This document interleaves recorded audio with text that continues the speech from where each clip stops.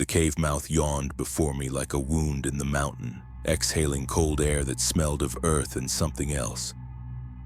Something animal and wrong. I shouldn't have gone inside. God help me, I shouldn't have gone inside. But I'm getting ahead of myself. Let me start from the beginning, from when this was just supposed to be a simple camping trip with my brother Jake and our friend Mike. My name is Tom Bradley, and I work construction in Portland. Every fall, Jake and I take a week off to go hunting and camping in the Cascade Mountains. It's our tradition, something we've done since we were teenagers. This year, Mike tagged along. Mike's an accountant, spends most of his time behind a desk, but he'd been working out and wanted to prove he could handle the wilderness. We'd been hiking for 2 days when we found it. Not the cave, not yet. First came the trees. Picture this. You're walking through dense Pacific Northwest forest, the kind where the canopy is so thick that even at noon it feels like twilight. The ground is soft with decades of pine needles. Everything smells green and alive. Then suddenly you step into a clearing where 5 massive Douglas firs have been snapped in half like toothpicks, all at exactly the same height, about 12 feet up. Jake stopped so suddenly I nearly walked into him. He's been hunting these woods for 20 years, knows them better than our own neighborhood. I'd never seen him look confused before. "Storm damage?" Mike asked, but even he didn't sound convinced. Jake shook his head slowly. "No storm does this. Look at the break pattern." He was right. The trees hadn't been blown over by wind. They'd been pushed. The wood was splintered outward in a radiating pattern like something had grabbed each trunk and twisted until it snapped. Fresh sap still oozed from the wounds. This had happened recently, maybe within the last day or two. That's when I noticed the smell. It hit me like a physical force, thick and musky like a zoo exhibit, but worse. It made my eyes water. Mike actually gagged. "Bear," he whispered. Jake and I exchanged glances. We both knew what bears smelled like. This wasn't bear. The forest had gone completely silent. No birds, no squirrels, not even wind in the branches. That kind of silence doesn't happen naturally. Every animal for half a mile had either fled or gone into hiding. We should have turned back right then. Should have hiked straight back to the truck and driven home. But there's something about fear that makes men stupid, makes us need to prove we're not afraid. Plus, we were curious. What could snap trees like that? Jake pulled out his rifle, checked the chamber. I did the same with mine. Mike only had a hunting knife, but he gripped it like it might protect him from whatever had destroyed those trees. We found the first footprint about 50 yards from the broken trees. I've seen grizzly tracks before. I've seen moose tracks, elk tracks, every kind of wildlife track you'd find in Oregon. This wasn't any of those. The print was 18 inches long and 8 inches wide, pressed 2 inches deep into hard-packed earth. 5 toes, clear as day. The stride length between prints was nearly 6 feet. Mike knelt beside it, pulled out his phone to take a picture. The screen went black immediately. Dead battery, even though he'd charged it that morning. "Mine too," Jake said, checking his phone. "GPS is fried." My phone wouldn't even turn on. 3 phones, all dead at the exact same moment. That's not a coincidence. That's not battery failure. The tracks led deeper into the forest, away from any trail we knew. We followed them. I know how that sounds, but you have to understand we were experienced hunters. We had rifles. We thought we could handle whatever we found. The forest got denser as we followed the prints. The trees grew closer together, their branches forming a ceiling so thick that we had to use our flashlights even though it was only 3 in the afternoon. The smell got stronger too, mixed now with something else. Rot. Death. We found the deer carcass hanging in a tree, not in the branches hanging from them. Something had taken a full-grown buck, probably 200 pounds, and hung it 20 feet up in an oak tree. The body was twisted, bones broken like it had been wrung out like a washcloth. No bear does that. No mountain lion does that. "We need to leave," Mike said. His voice cracked. "Right now." But Jake was staring at something beyond the tree. "Look." Through the dense undergrowth, we could see a rock face, a cliff rising up maybe 40 feet. And at the base of that cliff, partially hidden behind a cluster of boulders, was an opening. A cave. The tracks led directly to it. I wish I could explain what happened next in a way that makes sense. There was no logical reason to approach that cave. Every instinct I had was screaming at me to run. My hands were shaking. My mouth was dry. But there was something else too. A pull I can't describe. Like the cave wanted us to find it. We moved closer, weapons raised. The smell was overwhelming now, so strong it made my head spin. The cave mouth was huge, maybe 15 feet high and 10 feet wide. Deep scratches marked the rock on either side, like something with massive claws had been using this entrance for years, decades maybe. Jake shone his flashlight into the darkness. The beam penetrated maybe 20 feet before being swallowed by black. But in those 20 feet, we saw things that shouldn't exist.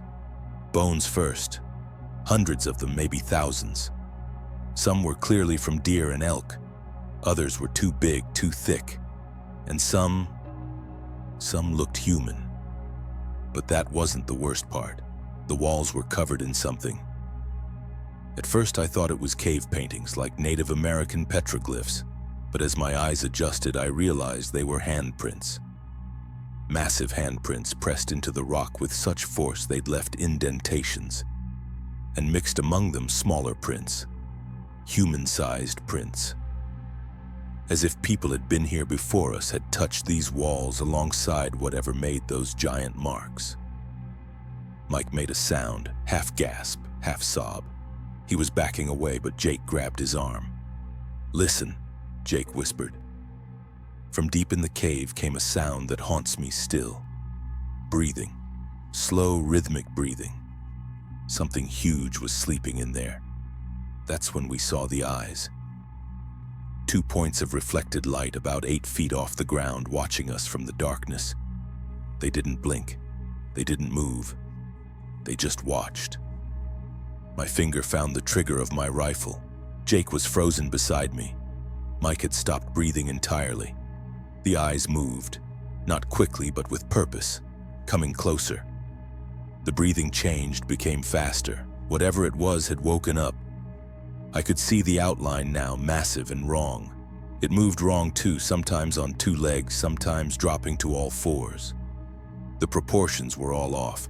Arms too long, torso too thick, and tall. God, it was tall. It had to duck to avoid hitting its head on the cave ceiling. It stopped just at the edge of where our flashlight beams reached. I could see hair or fur covering its body, dark and matted. The face was almost human, but stretched, distorted. The mouth was too wide, filled with teeth that belonged on a predator. It made a sound then, not a roar or a growl. It spoke. I swear to God it spoke. Not words exactly, but patterns that sounded like words, like it was trying to communicate. The sound was so deep I felt it in my chest more than heard it. Mike broke first. He turned and ran, crashing through the underbrush. The thing's head snapped toward the sound and it moved, fast. Faster than anything that size should be able to move. Jake and I ran too.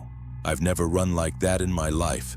Branches tearing at my clothes, roots trying to trip me, my rifle banging against my back.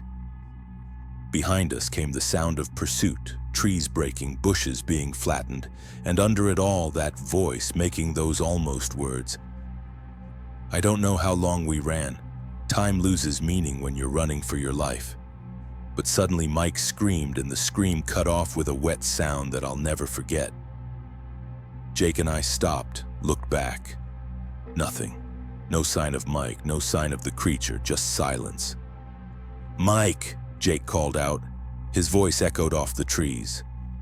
The response came from above us. We looked up to see Mike's body draped over a branch 30 feet up, his head turned at an impossible angle. Dead. But that wasn't what made us run again. It was the face watching us from behind the tree, studying us, learning us. We ran until we couldn't anymore, until our legs gave out and we collapsed beside a stream. The sun was setting. We'd been running for hours. No sign of pursuit, but we knew it was out there. "We have to get back to the truck," Jake gasped. The truck was a day's hike away, back through the forest, back toward that thing's territory. We walked through the night, too afraid to stop, too afraid to sleep. Every sound made us freeze. Every shadow could have been it. Our phones were still dead, compass spinning wildly. We were navigating by stars when we could see them through the canopy. Dawn came slowly, gray and cold. We were lost. The forest looked different, unfamiliar. Trees we should have recognized weren't there. Trails we'd used for years had vanished. That's when we found the second cave. This one was smaller, more of a den, really. But the smell was the same. And inside we could see something that changed everything. Photographs, dozens of them scattered on the cave floor. Some were old, black and white, edges yellowed with age. Others were newer, digital prints. All of them showed people, hikers, hunters, families on camping trips, people who'd come to these woods and never left. Jake picked up one of the newer photos. His face went white. "This is from last month," he said. "These people were reported missing. Search and rescue looked for 2 weeks." I found something else, a journal, water-damaged but readable. The first entry was dated 1952. The last entry was from 3 days ago. Different handwriting throughout, different people, but all describing the same thing. The creature, the caves, the way it watched them, stalked them, learned their patterns. The final entry was just one line. "It's not an animal.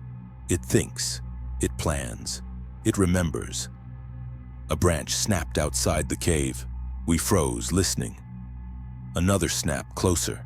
It was circling the cave, moving deliberately, letting us know it was there. Jake raised his rifle. "When I say run, you run, don't look back." "Jake, no. I'm not letting it get both of us. When you get out, tell them about Mike, about the caves, make them believe." Before I could argue, he stepped out of the cave, rifle raised. I heard him fire once, twice, 3 times. Then I heard him scream. I ran. I'm not proud of it, but I ran. Behind me came sounds I don't want to describe. Wet sounds, breaking sounds, then silence. I found the trail an hour later, then the truck an hour after that. Jake's keys were in my pocket. I drove without stopping until I reached the ranger station. They didn't believe me at first. Shock, they said. Trauma. But when 3 rangers went to recover the bodies, only one came back. He quit the next day, wouldn't say what he saw. The area's closed now. Officially, it's due to unstable geological conditions. The rangers gave me a number to call if I remembered anything else, but the number just rings and rings. I moved after that. Different state, different life. But I still dream about those caves, about the eyes in the darkness, about the way it moved, purposeful and intelligent. Sometimes I wonder if it's still out there in other forests, other mountains. How many are there? How long have they been there? And why do they collect photographs? But the question that haunts me most is this. When it had me and Jake separated, when it could have taken us both, why did it let me go? I think it wanted someone to survive, someone to tell the story, someone to warn others, or maybe, God help us, someone to bring more people to those caves. Because I've been researching since then. Every state has reports going back centuries, Native American legends that describe exactly what I saw, pioneer journals with detailed encounters, modern missing person cases that match the pattern perfectly. They're not animals, they're not some missing link. There's something else, something that's been here longer than us, something that sees us the way we see deer. Prey, yes, but also curiosity. Something to study, something to collect. I found reports from a place in Northern California near Mount Shasta. The descriptions match exactly. Broken trees, that smell, the caves. 12 people have gone missing there in the last 5 years. The latest was a family of 4 2 weeks ago. Their car was found at a trailhead, but they never came back. I know I shouldn't go.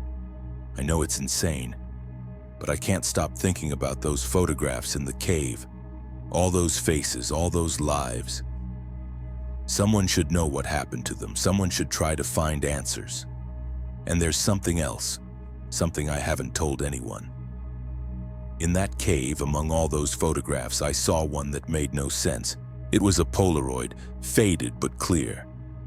It showed a man standing at a cave entrance, rifle in hand, looking back at the camera with a mixture of fear and determination. The man in the photograph was Jake, but the photo looked decades old, the clothes all wrong, the hairstyle from another era. On the back, in handwriting I didn't recognize, were the words, "They always come back." I leave for Mount Shasta tomorrow. I've got better equipment this time. Thermal cameras, motion sensors, a satellite phone that should work regardless of interference. I've hired 2 ex-military guides who specialize in wilderness recovery. They think we're looking for the missing family. They don't know about the photographs or the caves or what lives inside them. Maybe I'm crazy. Maybe the trauma broke something in my mind, but I have to know. Are there more of them? Is there a pattern to the disappearances? And why do some people appear in photographs decades before they're born? The guides pick me up at 5 a.m. We'll reach the wilderness boundary by noon, set up base camp before dark. The area we're searching has been closed to the public since the family went missing. Perfect isolation. Perfect hunting ground. I've left copies of everything with my lawyer. If something happens to me, he'll release it all. The photos I managed to take before my phone died. Jake's final voice message that somehow recorded even with a dead battery. The journal entries I've collected from 17 different encounters spanning 3 centuries. People need to know. Not to stay away from the forests, that's impossible. But to understand that we're not alone out there. We never have been. And sometimes when you think you're the hunter, you're actually the prey. The Mount Shasta expedition started wrong from the beginning. My guides, Rex and Danny, both noticed it immediately. Rex had done 3 tours in Afghanistan, Danny 2 in Iraq. They knew when something felt off. "This silence ain't natural," Rex said as we entered the forest. He was right. Even with the area closed to the public, there should have been bird calls, squirrels, something. Instead, we walked through a dead zone. Danny kept checking our 6, his hand never far from the pistol on his hip. Feels like we're being watched. We were. I could feel it too, that crawling sensation on the back of your neck when eyes are on you. But the thermal cameras showed nothing. The motion sensors stayed quiet. Whatever was watching us was smart enough to stay out of range. We found the missing family's campsite after 4 hours of hiking. Their tents were still standing, sleeping bags laid out, food still in the bear-proof containers. No signs of struggle, no blood. They'd just vanished. "This is wrong," Danny said, examining the scene. "Look at this." He was pointing at the camp stove. A pot of water sat on it, completely evaporated but the bottom not burned. Like they'd been in the middle of making dinner when something made them leave. Not run, not panic. Just calmly walk away and never come back. Rex found the tracks an hour later. The same 18-inch prints I'd seen in Oregon, but fresher. The rain 2 nights ago meant these were recent, maybe from when the family disappeared. "What the hell makes tracks like that?" Rex asked. I told them everything. The Oregon incident, Jake and Mike, the caves. They didn't believe me at first, but the tracks were right there. Undeniable. "You should have told us," Danny said, anger in his voice. "We didn't sign up for this." "You signed up to find missing people. That's what we're doing." Rex studied the tracks with his flashlight. "These lead deeper into the wilderness, away from any trails." We followed them. What else could we do? The family might still be alive somewhere. The forest got older as we went deeper. These were trees that had never seen logging, never seen development. The undergrowth was so thick we had to hack through with machetes. And the smell started again, that zoo-like musk that made breathing difficult. We found the cave at sunset. This one was different from the Oregon cave, bigger. The entrance was carved, not natural. Someone or something had deliberately widened it. The scratches on the rock looked almost like a language, symbols that hurt to look at directly. Danny set up the thermal camera while Rex and I checked the perimeter. That's when we found the shrine. I don't know what else to call it. 50 feet from the cave entrance, hidden behind a massive redwood, someone had built a structure out of bones and branches. It stood 8 feet tall, vaguely humanoid in shape. Deer skulls formed the head, human-looking bones the arms and legs. Fresh flowers were woven through it along with photographs. The missing family smiled at us from those photos. "They were brought here," Rex said quietly. "Someone or something brought them here." The thermal camera started beeping. Danny was staring at the screen, his face pale in the LCD glow. "There's something in the cave, something big. Body temperature's all wrong though. Too hot, like 110 degrees. We approached carefully, weapons ready. Rex had his rifle, Danny his pistol, and I had a shotgun loaded with slugs. The cave mouth was pitch black even with our tactical lights. The smell hit us like a wall. Death, decay, and something else. Something sweet and wrong. My eyes watered. Danny actually dry heaved. "Movement," he whispered, watching the thermal screen.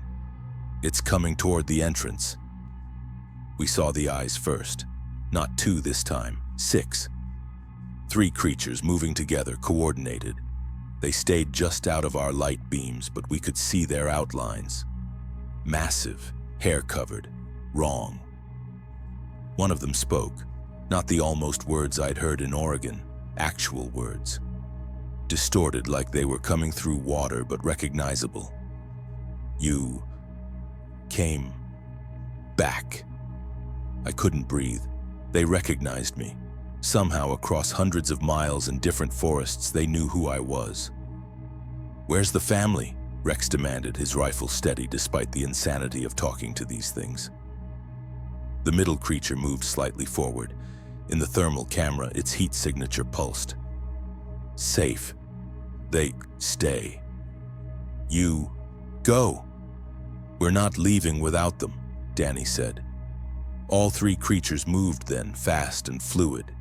Before we could react, they were at the cave entrance. Not attacking, just standing there. Now we could see them clearly. They were nothing like the reconstruction models you see in Bigfoot museums. These things were lean, muscled, with arms that hung past their knees. Their faces were almost human but elongated, with jaws that could unhinge like a snake's. The eyes reflected our lights like a cat's. The middle one, the one who spoke, was holding something. It extended its massive hand toward us. Inside was a digital camera, the missing family's camera. I took it with shaking hands and checked the memory card. The last photos were from 3 days ago. They showed the family at their campsite, cooking dinner, then walking through the forest following something, then standing at this cave entrance, smiling like they were posing for vacation photos.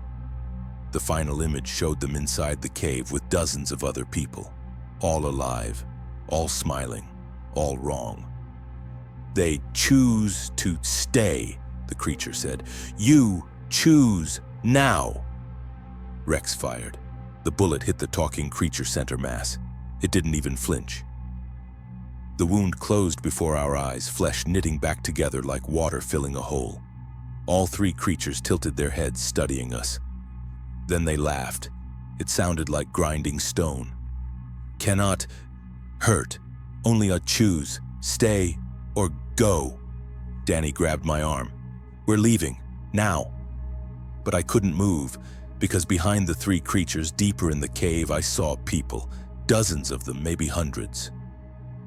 They were walking around, casual, like they were at a shopping mall. Some were in modern clothes, others in outfits from decades past. One of them stepped forward into our light. It was the father from the missing family. He looked normal except for his eyes. They reflected light like the creature's eyes. "It's okay," he said, his voice perfectly normal. "We're safe here, we're home." His wife appeared beside him, then their two children, all with those reflecting eyes. "They showed us the truth," the mother said, "about what's really happening, about what's coming." "What truth?" I asked. "What's coming?" The creature spoke again. "World changes soon. They prepare, they survive. Others will not." Rex was backing away, pulling Danny with him. But I had to know. "Survive what?" The creature pointed up toward the sky, hidden by the cave ceiling. "What comes from above? What has come before? What comes again?" The family and all the people in the cave began walking toward the entrance. There were so many. People I recognized from missing person posters. Hikers who'd vanished years ago. Children who'd disappeared on camping trips. "Join us," they said in unison. "Be saved." That's when I noticed the photographs covering the cave walls. Thousands of them, not just recent ones, old ones, ancient ones. Cave paintings that were actually photographs, somehow preserved for millennia. All showing the same thing. These creatures and humans living together, hiding together. "How long?" I whispered. "How long have you been here?" "Always," the creature said. "Waiting, protecting, preparing." The mass of people kept coming toward us.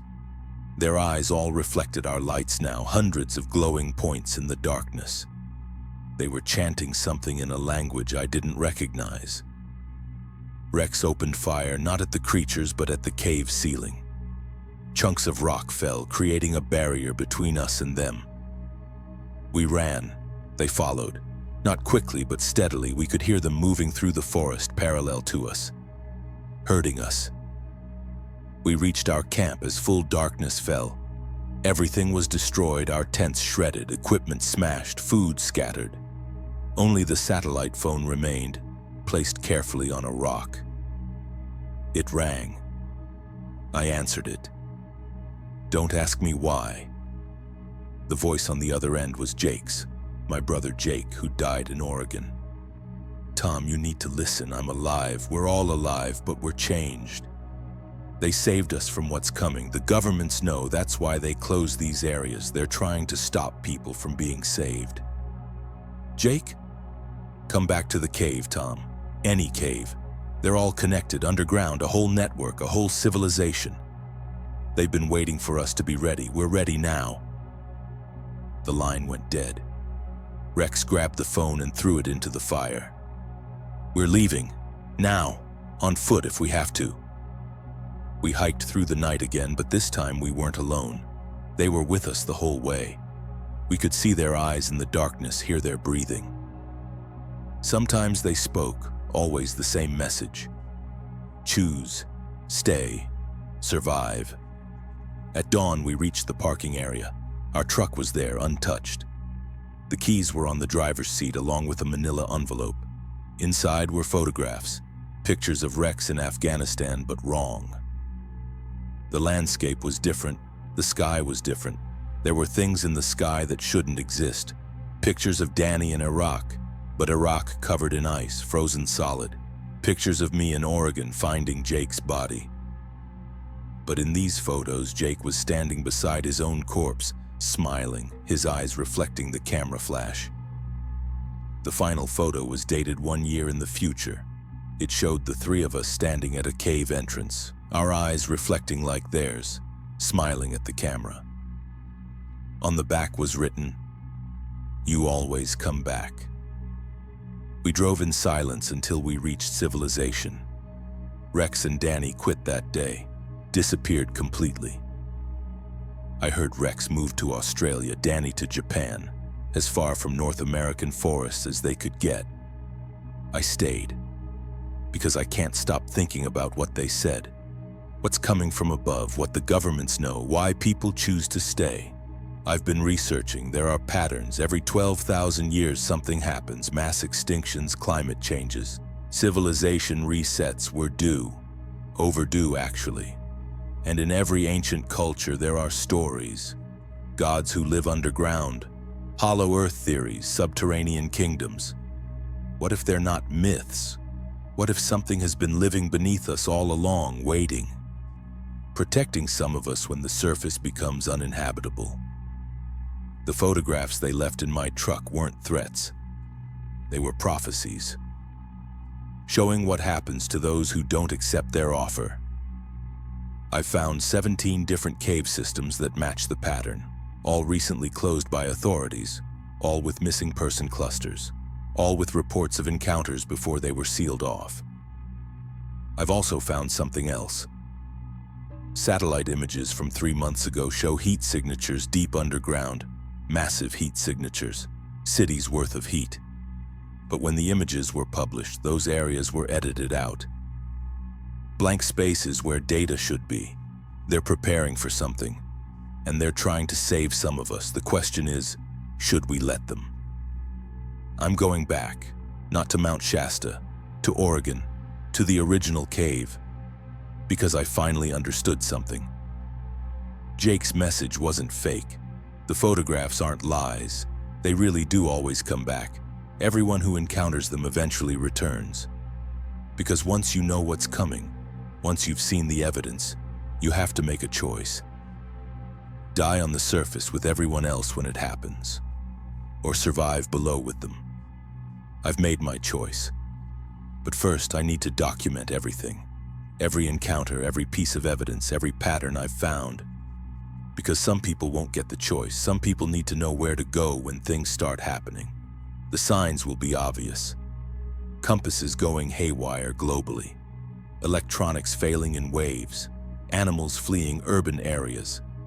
When you see these signs, remember this story. Remember the caves. Remember that something down there is waiting to help. Or maybe I'm wrong. Maybe the trauma finally broke me. Maybe these creatures are the threat, not the salvation. Maybe the governments are closing these areas to protect us from them, not to prevent us from being saved. But I don't think so, because I've been having dreams. Dreams where I'm underground in massive caverns lit by bioluminescent plants, where thousands of people live alongside these creatures in harmony, where children play while their parents work on technologies I don't recognize. In the dreams, Jake is there. Mike too. They look different, evolved somehow, adapted to underground life. They're happy. They're waiting for me. The drive to Oregon took 2 days. I stopped at every town, posted my research online, sent copies to journalists, scientists, anyone who might listen. Most won't believe it, but some will. And when things start happening, they'll remember. The Forest Service had put up new barriers around the trail to the cave. Official signs warning of toxic gas leaks. Fake, of course, but effective at keeping people away. I went at night, climbing over the barriers, following paths I remembered from that first terrible trip. The forest was different now. Quieter, but not empty. Watched, but not threatened. I found the broken trees first. They'd grown back wrong, twisted into shapes that hurt to look at. Natural or designed? I couldn't tell anymore. The smell came next, familiar now, almost comforting. The cave entrance was exactly as I remembered, but now there were guards, 2 creatures standing perfectly still in the shadows. They didn't stop me. They'd been expecting me. Inside, the bones were gone. The walls were clean. Lighting had been installed, soft blue bioluminescence that made everything look underwater. Jake was waiting 50 feet inside. He looked exactly the same except for the eyes, those reflecting inhuman eyes. "Tom," he said, and his voice was perfect, unchanged. "I'm so glad you came." Behind him stood dozens of people, the missing family from Mount Shasta, hikers from the 1970s who never aged, children who should be grandparents by now. "Let me show you," Jake said, taking my hand. His skin was too warm, feverish. "Let me show you what we're building." We walked deeper into the cave. The natural tunnel gave way to carved passages, smooth and precise. Architecture that predated human civilization but was somehow perfectly suited for us. We emerged into a cavern that shouldn't exist. It was massive, miles across, with a ceiling so high it had its own weather system. Clouds formed and dissipated. Rain fell in some areas while others stayed dry. A city spread below us. Not primitive caves, but actual buildings grown rather than built. Organic architecture that breathed and adjusted to its inhabitants. Thousands of people moved through streets lit by that same blue bioluminescence. "How?" was all I could manage. "They've been here since before the last ice age," Jake explained. "They survived the Younger Dryas event underground. They've seen civilizations rise and fall, and they've been trying to save some of us each time." "Save us from what?" Jake pointed up. Through gaps in the cavern ceiling, I could see the night sky. But it was wrong. There were too many stars. They were too bright, and they were moving. "Solar micronova," Jake said. "Happens every 12,000 years. The government has known since the 1960s. CIA classified it under Project Nanook. The surface will be uninhabitable for decades. Radiation, climate collapse, atmospheric stripping. But down here, we'll be safe." One of the creatures approached. Up close in the better light, I could see intelligence in its eyes. Not animal cunning, but actual sapience. It spoke clearer than before. "We failed. Before. Atlantis, Lemuria, others saved too few this time. Save more." "They're not animals," Jake said. "They're what we become. Evolution accelerated by radiation exposure over millennia. The people here will change too eventually. Adapt. Survive." A little girl ran up to us laughing. Her eyes reflected the light, but she was otherwise normal. Human. Happy. "That's Emma," Jake said. "She disappeared from a camping trip in 1987. She hasn't aged a day. Time works differently down here. The radiation from the core, the electromagnetic fields, they slow cellular aging." I watched the city below. People tending gardens of plants I'd never seen. Children playing in pools of luminescent water. Creatures and humans working side by side on construction projects. "How many?" I asked. 40,000 so far," Jake said. "Room for millions. Cave systems like this exist all over the world, connected by tunnels that run deeper than any human has ever explored. The creatures have been preparing them for centuries. Why don't they just tell everyone?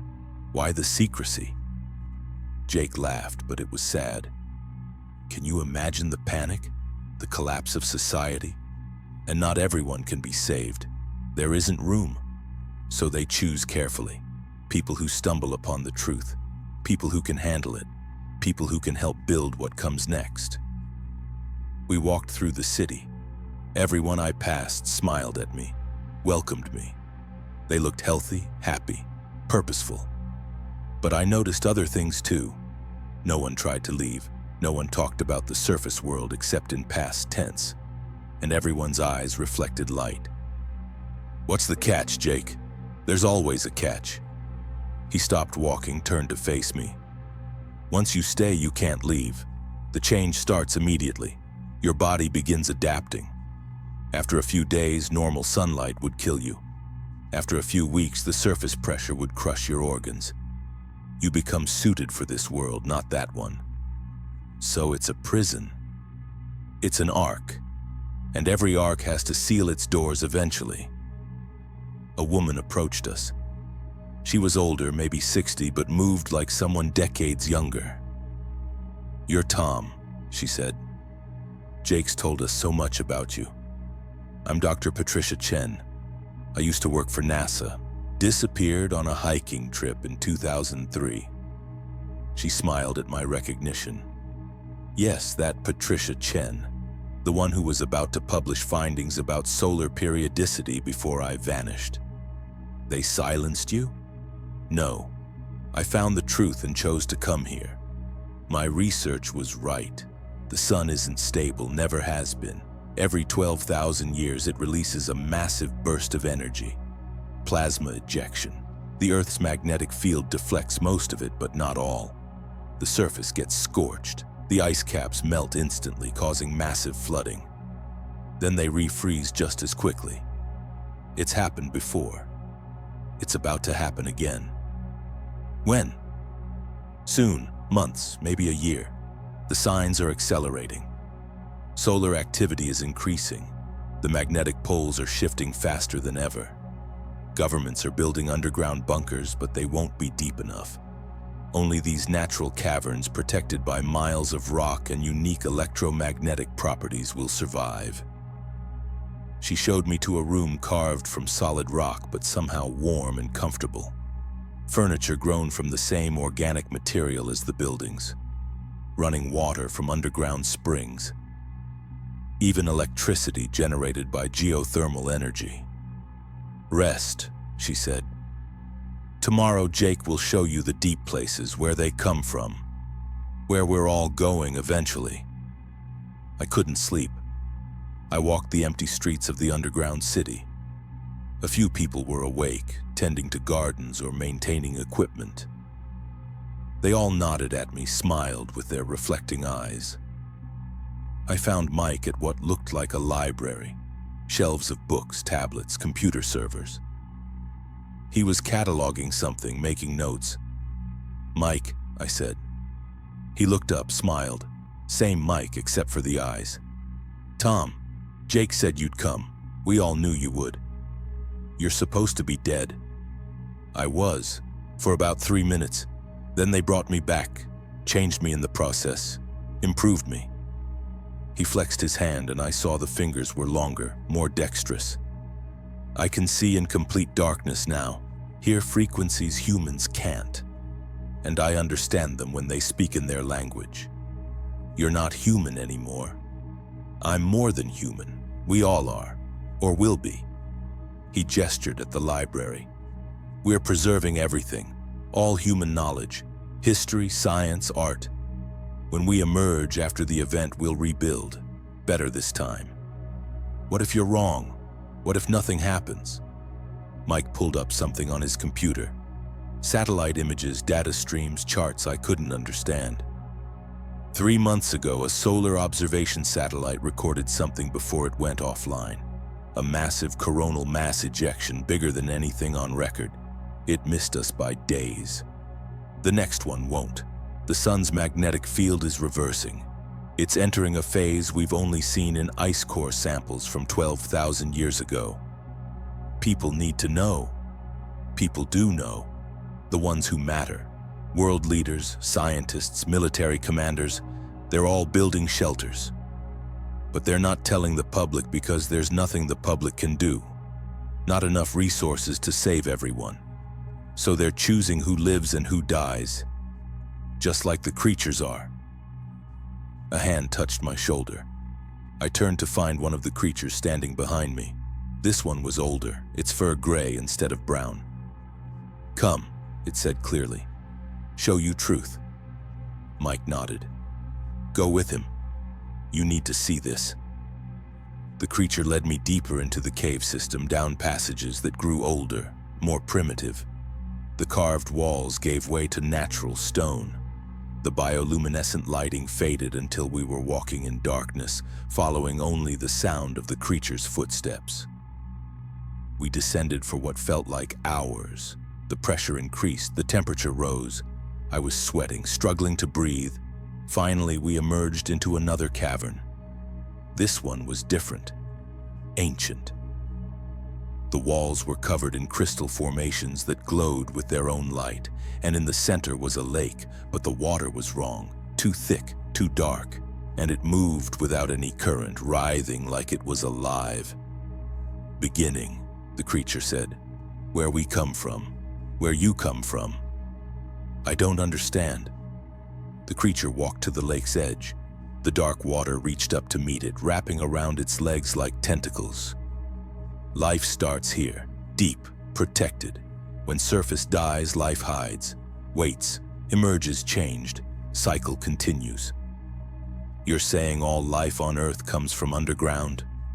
"Comes from here, returns here, survives here.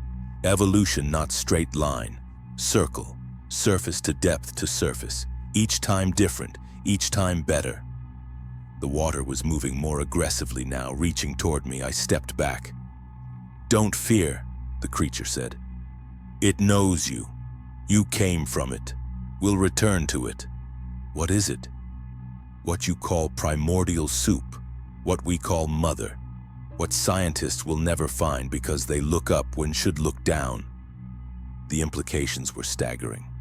Life on Earth didn't begin in tidal pools, it began here in these deep places, protected from radiation and disasters.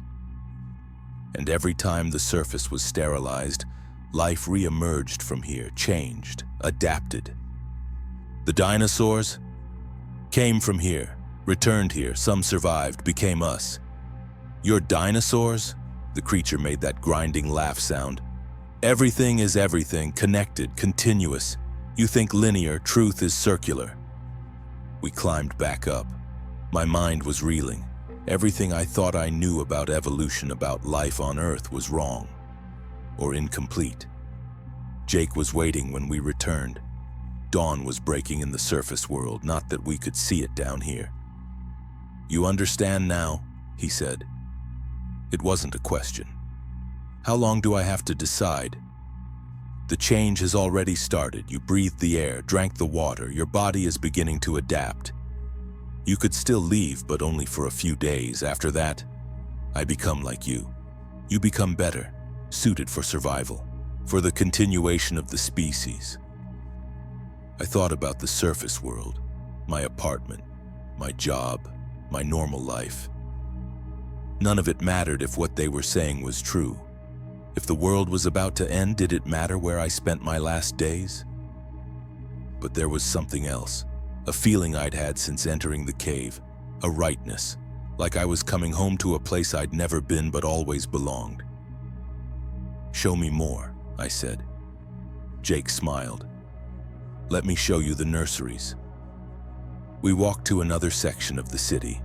Here the buildings were different, softer, more organic. Inside were children, hundreds of them, all ages from infants to teenagers. Some looked normal, others showed signs of change. Elongated limbs, enlarged eyes, skin with a subtle scaled texture.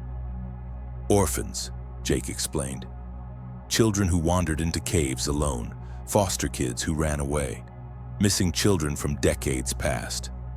They adapt faster than adults. In a generation or two, they'll be perfectly suited for this world. A group of them were in a classroom, learning from a woman who looked human except for her height. She was at least 7 feet tall, gracefully proportioned. "Mathematics," Jake said, "but not like surface math. They're learning dimensional calculations, how to navigate the deep tunnels, how to predict seismic patterns, useful knowledge for the world to come. And if the disaster doesn't happen, if you're all wrong, then we've built an amazing civilization that no one will ever know about. But Tom, we're not wrong. And deep down, you know it. You felt it. The wrongness in the world above. The sense that something's coming. Animals feel it. Sensitive people feel it. The planet itself is preparing."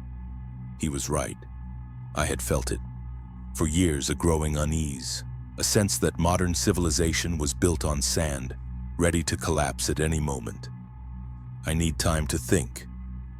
Take all the time you need, but remember, every hour you stay, you change a little more. Eventually, the choice will be made for you. I spent the next 3 days exploring the underground city. I met hundreds of people, heard their stories. Everyone had encountered the creatures and chosen to stay. Some out of fear of what was coming. Some out of fascination with this hidden world. Some because they had nothing left on the surface. I watched the creatures too. They weren't monsters. They were gardeners, engineers, teachers. They'd built this entire civilization not for themselves, but for us. To preserve something of humanity through the coming catastrophe. On the 4th day, my eyes started to change. I could see better in the dark. Light began to hurt. On the 5th day, I could hear conversations from across the cavern. My fingers grew longer, more sensitive. On the 6th day, I understood my first word in their language. It meant family. On the 7th day, Jake brought me back to the surface one last time. The sunlight was agony. The air felt thin, poisonous. The sounds of civilization were overwhelming. Cars, planes, electronics, all screaming at frequencies I'd never noticed before. "This is goodbye," Jake said. "To this world, to who you were." I looked at the forest, at the sky, at the world I'd known for 40 years. It all seemed so fragile now, temporary. What about everyone else? My friends, co-workers, everyone who doesn't know? Some will survive in government bunkers. Others might find caves on their own. Most, he didn't finish. We could warn them. We've tried. The ones who post videos get ridiculed. The ones with evidence get silenced. People don't want to know. They want to believe tomorrow will be just like today. He was right. I'd seen it myself. Every piece of evidence dismissed, every witness discredited. So we just let them die? We save who we can. The children who wander into caves, the hikers who get lost in the right places, the people who seek the truth. It's not perfect, but it's what we can do. We stood there for an hour watching the sunset. My last sunset. It was beautiful, even through the pain it caused my changing eyes. "Ready?" Jake asked. I took one last breath of surface air. Thought one last time about the life I was leaving behind. "Ready?" We descended back into the earth. The relief was immediate. The pressure felt right. The darkness welcomed me. The smells made sense. That was 3 months ago. My transformation is almost complete now. My eyes reflect light perfectly.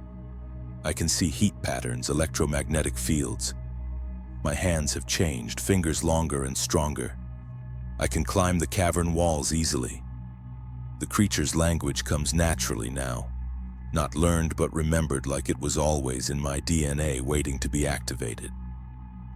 I help in the archives now, preserving human knowledge. We've saved millions of books, billions of digital files.